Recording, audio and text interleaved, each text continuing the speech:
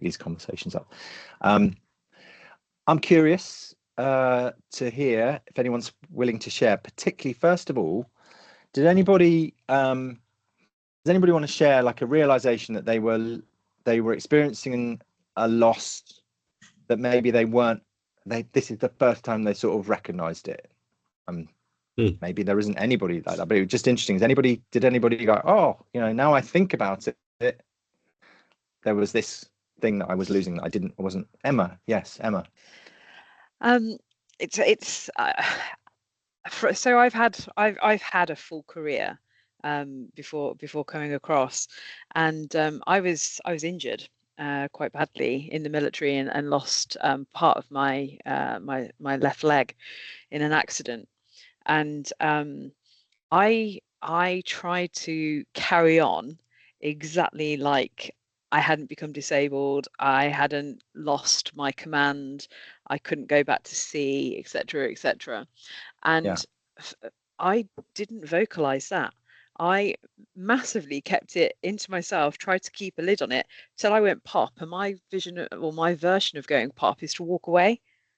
And I walked away, and I've literally only realised that this week. Wow. It's been quite a powerful week, gentlemen. well, I mean, like, thank you for sharing that. Thank you. That's major. Do you feel better for that? Massively. Yeah. I was like, I practice mindfulness. I'm really quite aware of myself. And I've literally just had this going, wow, Emma, come on. Can I ask a follow-up question? If that's all right, Emma. Feel free to say no, none of your business, but hopefully I think you seem pretty open. Do you relate it to does it when you look at your strength deployment inventory, does that add up as well? So like completely. Yeah. When I went with like my response to stress, like through a classic red, blue, green, which also maps across quite strongly to a military leader as well. It was spot on.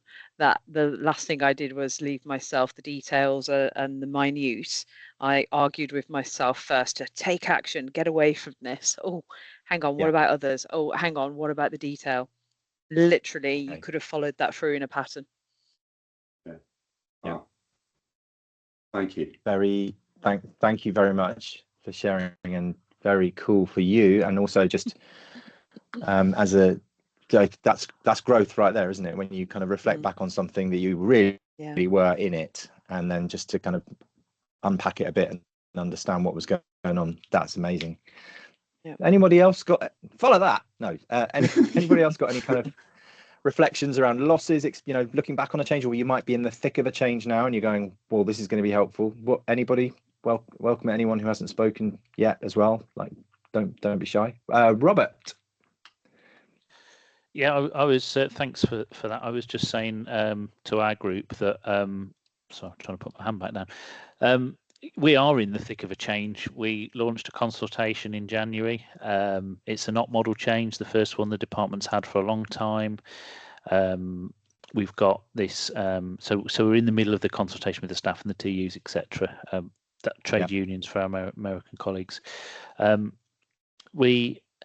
And I was just as you were reading all the things out, and we've got this inbox, this mailbox that we created, so that literally anybody can send their thoughts or feelings or questions into it, which has been quite successful. But I was just sort of thinking all the things that people are expressing are in line with what you've said, and the responses are in line with. There's a lot of people that are just, no, go away, don't do this, just leave it as it was, it's all fine. There's some people that are sort of saying, oh, I'm going to go and work somewhere else.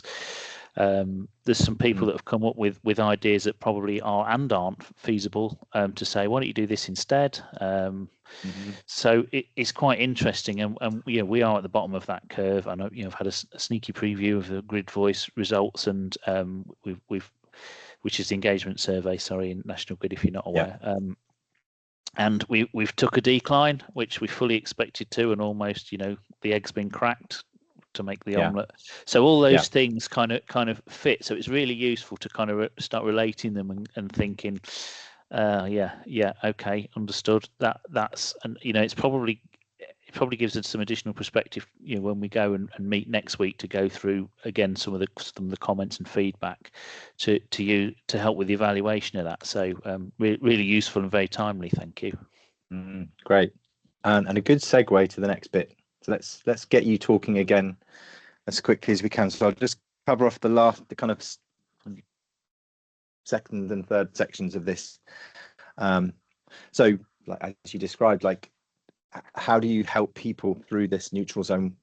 And one of the things, again, kind of academic model. So lots of C's this time, letter of choice, but care and concern. So care is, I think it's empathy. I think it's recognizing that what you're doing is you're putting the organization through stress. Concern is empathy with some practical help. So I would say, so it's like you notice somebody in your team, their head drops, they're normally a high performer.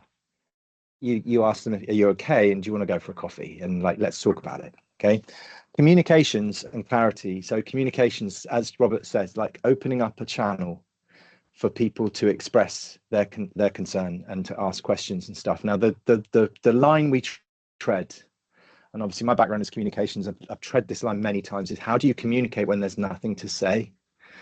And some of the traps that we fall into there with good intent are, we say every week we're going to have a call, or there's silence and then we go, there's a call, and we're putting a call in and everybody joins the call and suddenly all the cortisol levels rise and everyone's expecting something. And then you come on that call and the leader says, just keeping the lines of communications open. We haven't got anything new to share, but we wanted to just keep the lines open. And people get angry because they're like, their expectations been increased and then there's nothing new to say. So getting that balance right between the set piece communications, which are always happening, they always associate people always associate those with messaging and new information, versus what we really, I would talk about this as small c communications. So talking with people, having conversations with people. How are you? What are you going through? Right. Yeah. So what I do as a leader in this situation is I do this, or I use this to keep myself on balance, or whatever it might be. So that human communications rather than the big programmatic stuff. And the balance, again, when you're going through change and you open up a big channel in front of everybody sort of sees everyone's responses and reactions, and that can bring other people back down. You get very influential people who have low appetite for change, and if you give them a channel, they will make it clear that they're not happy, and that can confuse or demoralize other people. So communications through change, I would say small spaces. So yeah, sure, announce a big thing to the whole company because it's the right thing for everyone to hear it at the same time, but then break them out into smaller groups, or say in the next day your leader or a combination of leaders are going to get together in small groups and talk about it. So that's kind of small c communications. Clarity, not certainty. So don't make stuff up. Don't promise stuff that you can't promise. Some leaders fall into that trap. Clarity can be, we don't know yet. We just don't know, or I can't share that with you. It's not approved, or it's not clear yet. Clarity, but again in small spaces. Ideally. Then, this sense of loss of control, very common when you're in this valley of despair. You look around, a big integration or a big transformation is happening and it's all up in the air, and it's just like this shadow restructuring or whatever's coming, or it's happened and now we've got a new structure, but we haven't got the ways of working right. So it's all messy. That can end up feeling like you look around and everything's broken. And what's the point? So bring the kind of Stephen Covey kind of, what can I control, what can I influence, and everything else. And as a leader, helping your teams go, right, what can we control?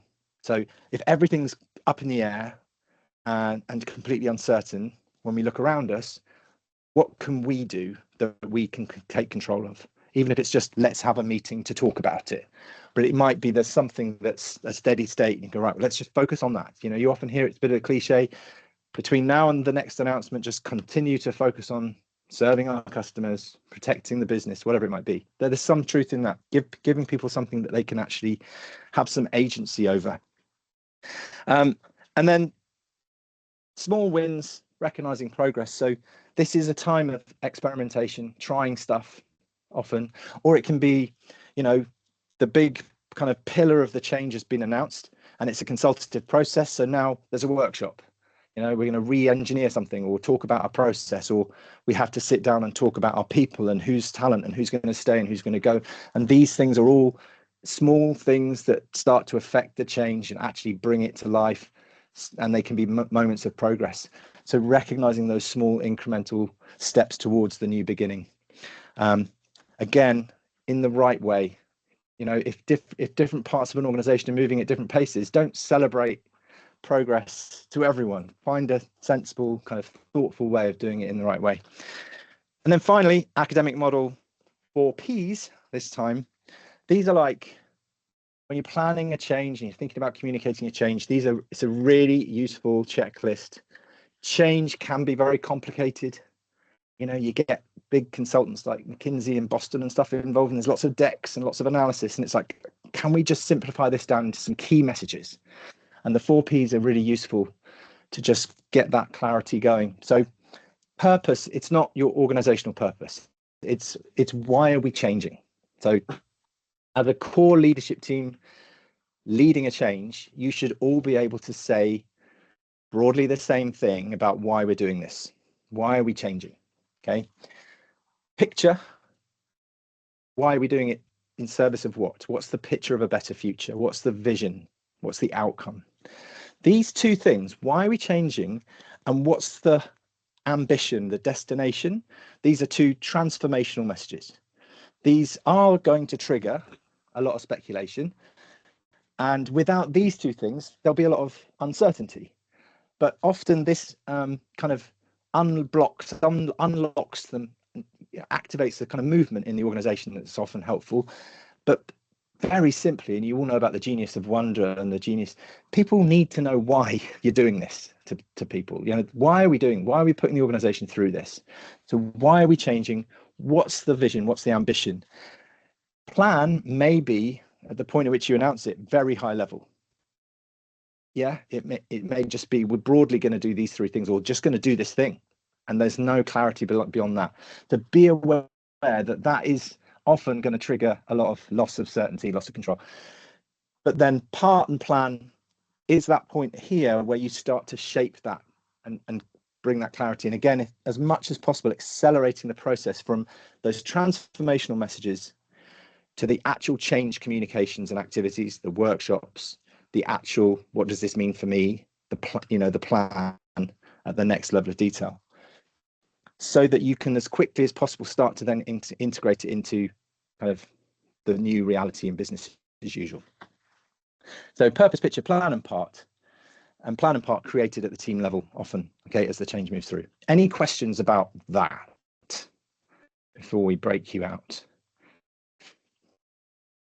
Okay, pretty common sense, but like all these things, it's about putting it into practice. So what we're going to do now is break you out. Question to discuss is, again, maybe thinking about a real change in grid now that you're involved in, that you're leading or about to lead. What could you do to help your team through the transition? Or what are you doing? And does it relate to any of this stuff? Or being vulnerable, you know, have you just realized that there's a gap? We've announced this, but we haven't said why. And people are like wondering why. Or we've announced why, but in 4 different ways. There's 4 whys. So everyone's kind of like, oh, what is it really?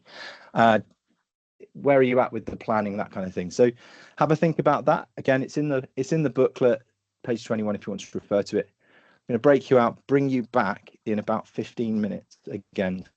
So give you another 15 minutes to have a good old conversation. You can pick up where you left off if you want as well. And we'll see you back at 1:15. Okay. Brilliant. All right. Room's opening. Sort of magically opening.